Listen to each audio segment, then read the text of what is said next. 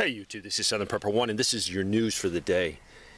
Israel launched major airstrikes on a port in Syria. This is the second time this month that the seaport was attacked. Damage was done to buildings and it also set the container storage area on fire.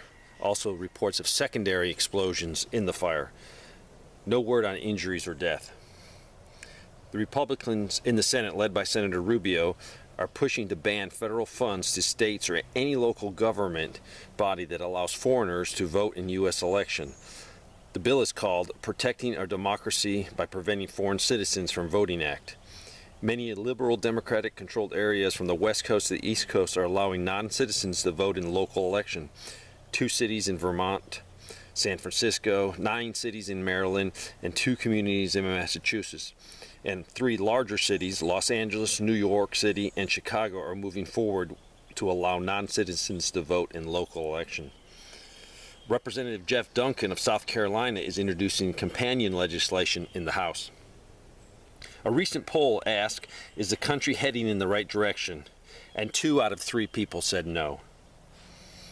As reported yesterday about the falling Turkish lira, it further weakened this morning, down another 2%. Moody's financial experts are downgrading the first quarter GDP predictions for the U.S. from 5.2% to 2.2%. This is directly related to the Omicron variants. This will affect travel. Cancellation of art and entertainment events is causing the GDP to be lowered. Another economic expert has reduced his prediction of GDP growth for first quarter from 5% to 3%. The official death toll in Kentucky from the devastating tornadoes climbed to 77. An infant from Graves County was added. Please remember these people in your prayers and with any financial support you can give any local charities that are helping them. On Sunday, Dr. Fauci called for vaccine mandates for domestic air travel. Las Vegas police conducting a traffic stop discovered a severed head and other body parts in a cooler. The driver fled but was captured.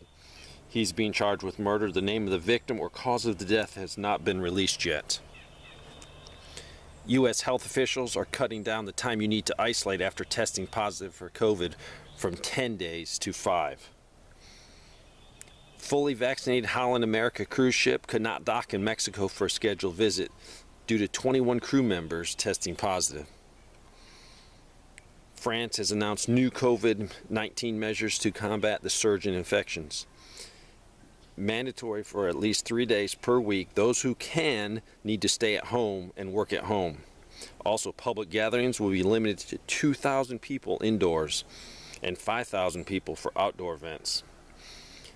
Consumption of food and drink will be banned on public transportation and in cinemas, theaters, sporting events. And in bars and restaurants, all food and drink will have to be consumed seated, not standing. Other countries are placing more restrictions on its citizens also. Netherlands shut down of all non-essential shops, restaurants, and bars. Belgium, you cannot shop in large groups. This is banned. And movie theaters and concert halls are closed.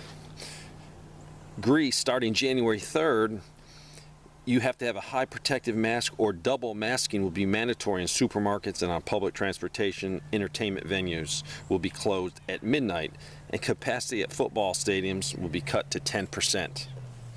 Finally, some good news. In May, a surgical team at the Cleveland Clinic in Ohio removed a tumor from a baby's heart while he was still in the womb. The tumor was compressing the left side of his heart. It was blocking circulation and causing fluid to build up around his heart. They cut into mom's wound and partially removed baby Rylan, opened up his chest and removed the tumor from his heart while he was still beating.